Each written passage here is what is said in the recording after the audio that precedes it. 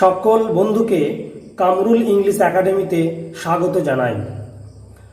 November 2021 এই মাসের জন্য নির্ধারিত মডেল অ্যাক্টিভিটি টাস্কের প্রশ্নপত্র তোমরা হাতে পেয়েছো এবং তার উত্তরপত্র করে তোমাদেরকে আবার নিজ নিজ বিদ্যালয়ে খুব দ্রুত জমা দিতে হবে। আজকে আমরা অষ্টম শ্রেণীর ইংরাজি বিষয়ের মডেল অ্যাক্টিভিটি টাস্কের প্রশ্নপত্র নিয়ে আলোচনা করছি।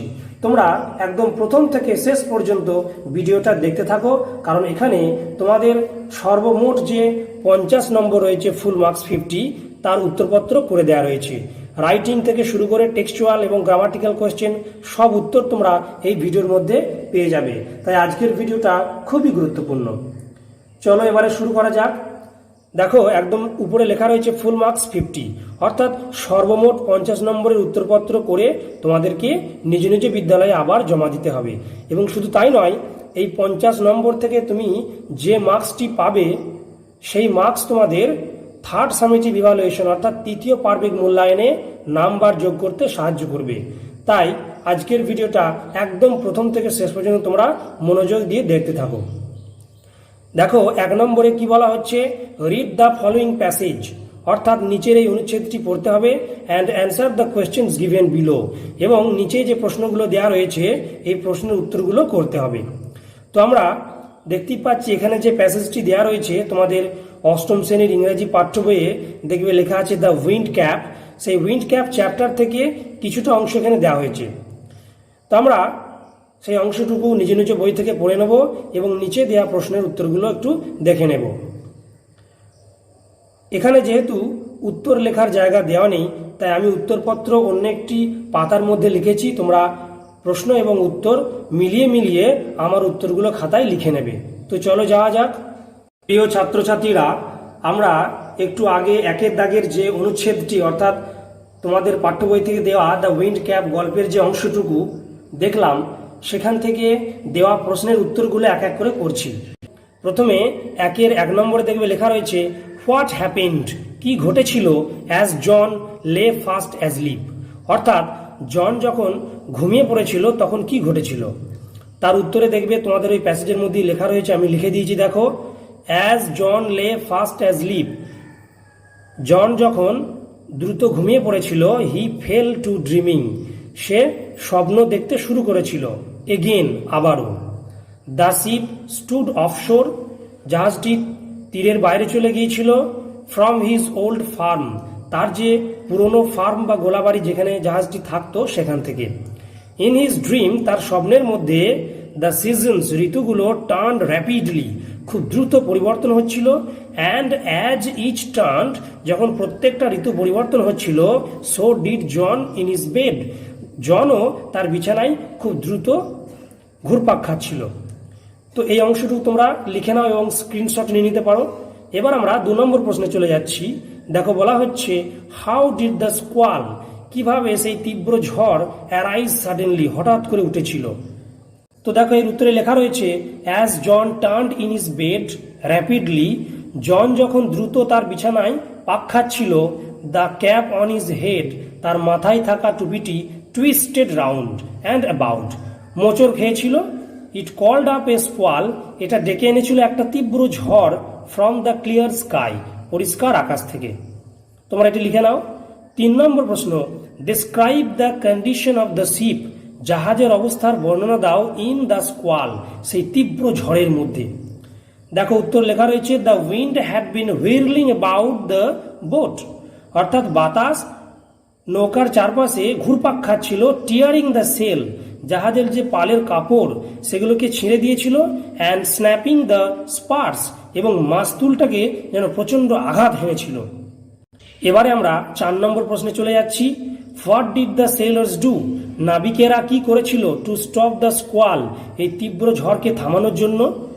দেখো, উত্তরে লেখা রয়েছে the sailors shouted in anger and fear, নাবিকেরা ভয়ে এবং রাগে চিৎকার করেছিল।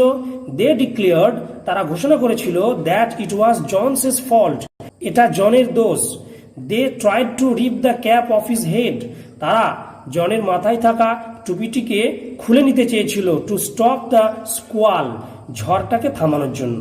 প্রিয় ছাত্রছাত্রীরা, এবারে দেখো 2 দাগে আরো একটি অনুচ্ছেদ দেয়া রয়েছে, তোমাদেরকে সেটি পড়তে হবে এবং নিচেই থাকা এই প্রশ্নের উত্তরগুলো করতে হবে। দেখো উপরের এই অংশটি তোমাদের ইংরাজি পাঠ্য বইয়ে দেখবে লেখা রয়েছে দ্য গ্রেট এস্কেপ, ওই চ্যাপ্টার থেকে নেওয়া হয়েছে, যেখানে সুভাষ এবং তার ভাইপো শিশির এই দুজনের কথা এখানে বলা রয়েছে। তো আমরা এই নিচে থাকা প্রশ্নের উত্তরগুলো এবার এক এক করে করি। Write T for true and F for false statements in the given boxes. অর্থাৎ এখানে যে বক্স দেওয়া রয়েছে এই বক্সে নিচের দেওয়া বাক্যগুলো যদি সত্য হয় তাহলে তোমাদেরকে টি লিখতে হবে এবং যদি মিথ্যা হয় এফ লিখতে হবে। আর কি করতে হবে? Right supporting statements for your answers. তোমার উত্তরের পক্ষে প্রমাণের জন্য এখান থেকে লাইন তুলে এনে লিখতে হবে।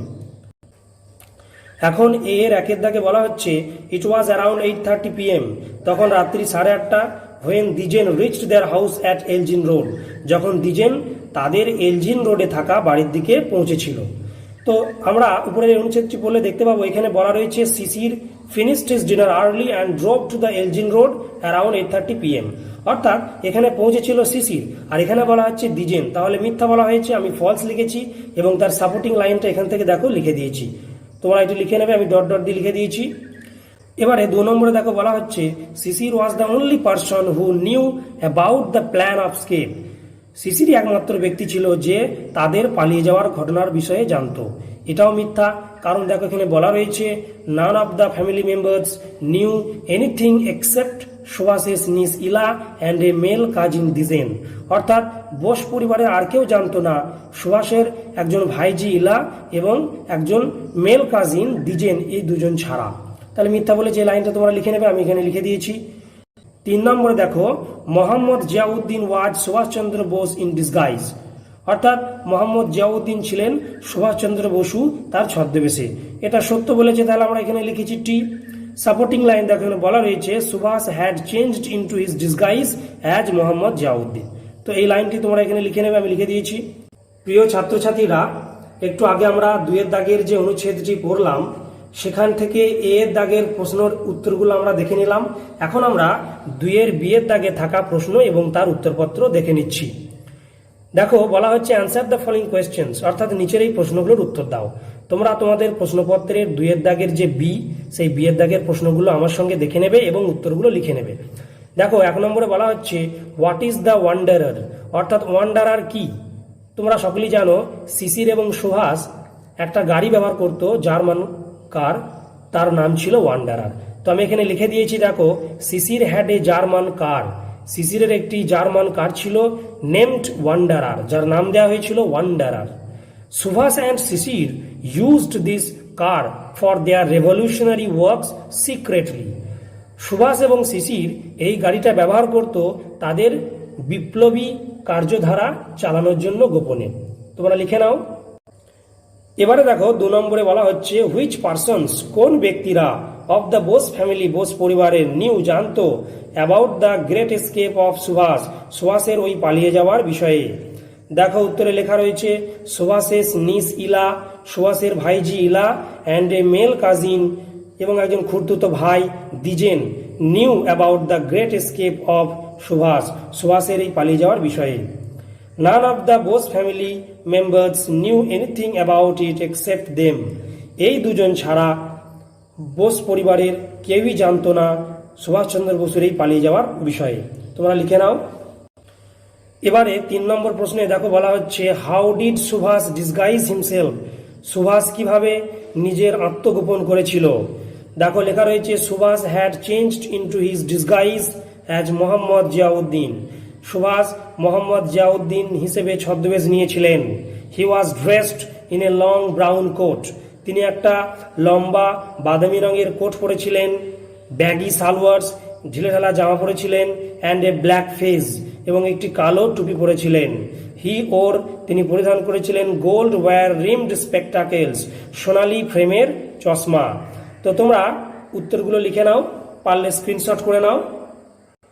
প্রিয় বন্ধুরা, এবার ওই একই প্রশ্নপত্রের 2য় পাতায় থাকা সেকশন বিতে গ্রামার এবং ভোকাবুলারি থেকে যে প্রশ্নগুলো আছে তার উত্তরগুলো আমরা এক এক করে দেখে নিচ্ছি। দেখো 3 দাগে বলা হচ্ছে ডু অ্যাজ ডাইরেক্টেড, অর্থাৎ যেরকম নির্দেশ দেওয়া আছে সেরকম করতে হবে। এক নম্বরে কি বলা হচ্ছে, every morning he has to go for a walk, প্রতিদিন সকালে তাকে হাঁটতে যেতে হতো। Underline the infinitive used in the sentence, এই বাক্যের মধ্যে ব্যবহৃত ইনফিনিটিভটি দাগ দাও। তো আমরা জানি টু এর পরে কোনো ভার্বের প্রেজেন্ট ফর্ম বসলে তাকে ইনফিনিটিভ বলা হয়, এক্ষেত্রে আমরা দাগ দিয়ে দিয়েছি টু গো, তোমরা এটা লিখে নাও। 2 নম্বরে nowadays supply of food grains, আজকালকার দিনে শস্যের যে সরবরাহটা ইজ অ্যাবান্ডান্ট, খুবই পর্যাপ্ত। তো এখানে বলা হচ্ছে রিপ্লেস দ্য আন্ডারলাইন্ড ওয়ার্ড, নিচেই দাগ দেয় এই শব্দটিকে পরিবর্তন করে দাও উইথ ইটস অ্যান্টনিম, বিপরীত শব্দের দ্বারা। তো অ্যাবান্ডান্ট এই শব্দের অর্থ পর্যাপ্ত, তার উল্টো ওয়ার্ড বা অপোজিট ওয়ার্ড হবে ডেফিসিয়েন্ট, তোমরা লিখে নাও। 3 নম্বরে this is the place where Rabindranath was born, এটাই সেই জায়গা যেখানে রবীন্দ্রনাথের জন্ম হয়েছিল। কি বলা হচ্ছে, underline the main clause and circle the subordinate clause, অর্থাৎ এখানে যে মেইন ক্লজটি রয়েছে সেটির তলায় দাগ দাও এবং যেটি সাব ক্লজ রয়েছে সেটিকে বৃত্ত করে দাও। তো দেখো মেন ক্লজ এখানে দিস ইজ দ্য প্লেস, এটা মেন ক্লজ, আমি দাগ দিয়ে দিয়েছি, তোমরা লিখে নাও। এবং হোয়ার থেকে এই বাকি সব সেন্টেন্সটা এটা সাব ক্লজ, তোমরা লিখে নাও। 4 নম্বরে the news that shocked me proved false, যে খবরটা আমাকে খুব কষ্ট দিয়েছিল সেটা মিথ্যা প্রমাণিত হয়েছিল।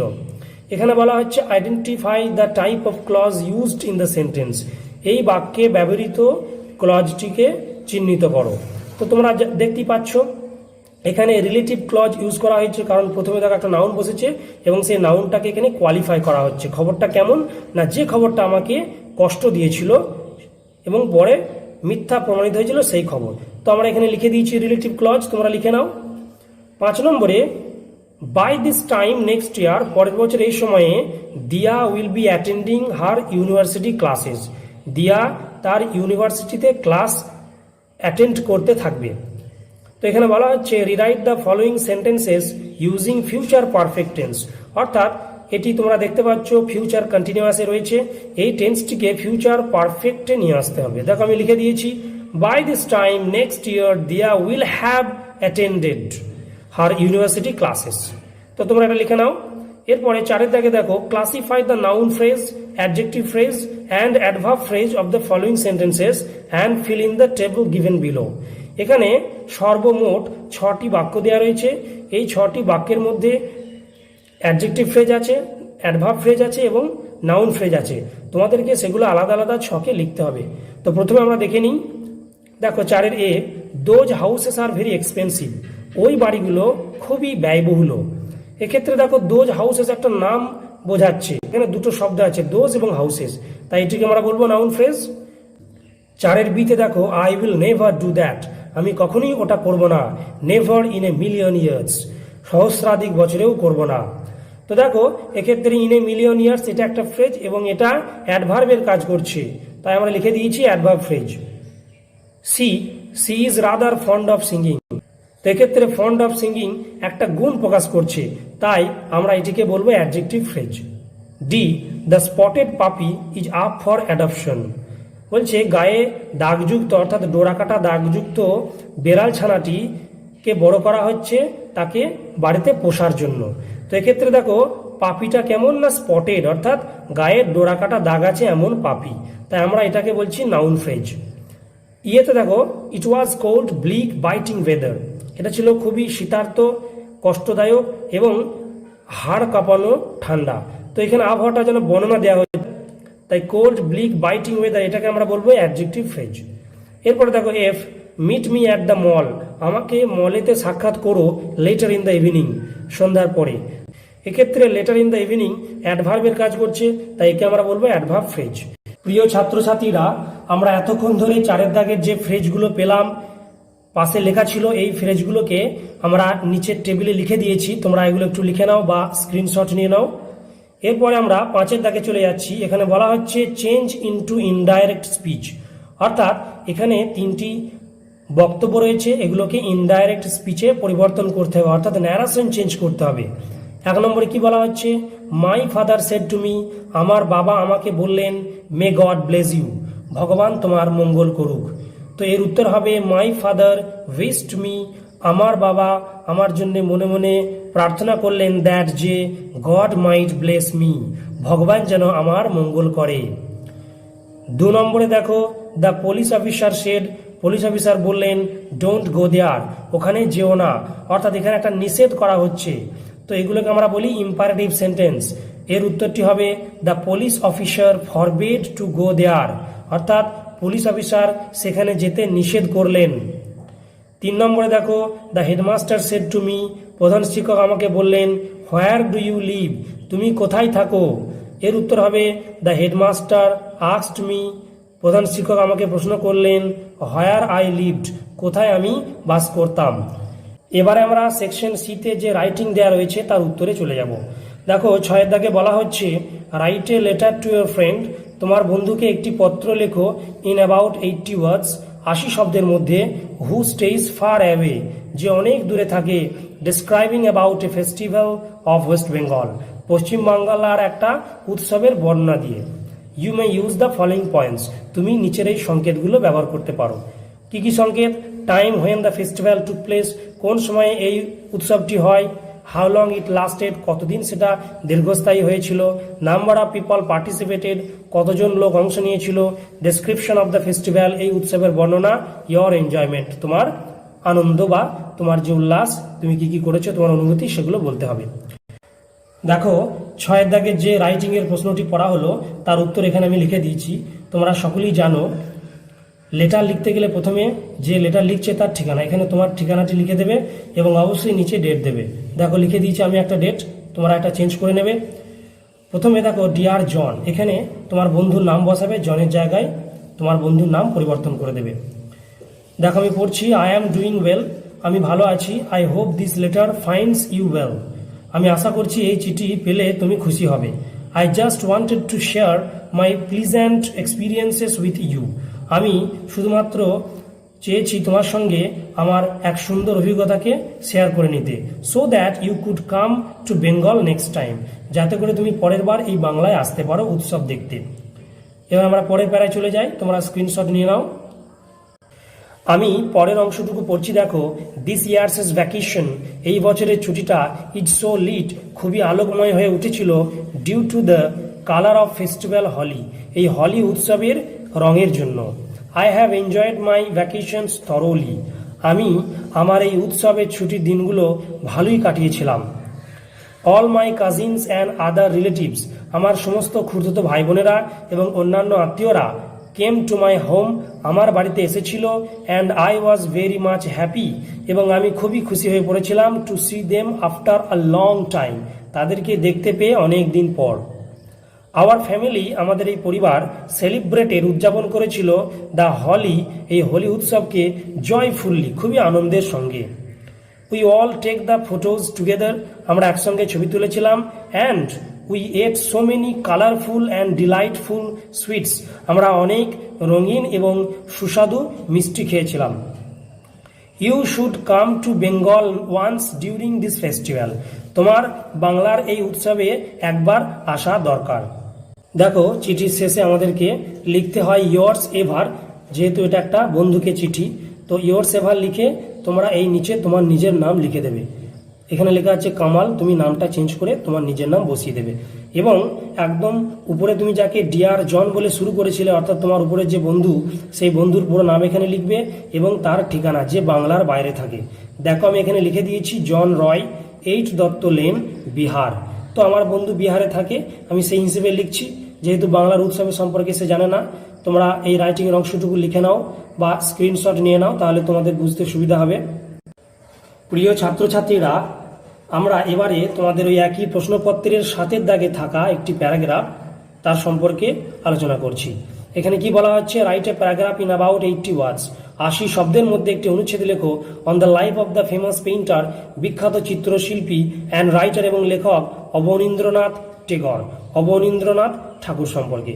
তো দিয়ে এখানে বেশ কিছু সংকেত দেওয়া রয়েছে। অবনীন্দ্রনাথ ঠাকুরের যে বংশ পরিচয়, তেনার পড়াশোনা এবং তেনার ভালো ভালো যে সমস্ত লেখা রয়েছে সেগুলো সবই বলা রয়েছে।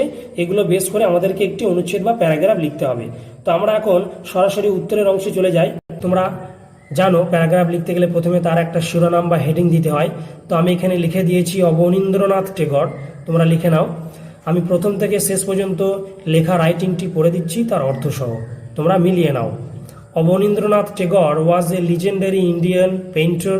অবনীন্দ্রনাথ ঠাকুর ছিলেন একজন কালোজ্জয়ী চিত্রশিল্পী, অথর লেখক, প্যাট্রিয়ট দেশপ্রেমিক, ফিলোসফার দার্শনিক অ্যান্ড হিউম্যানিস্ট এবং একজন মানবতাবাদী।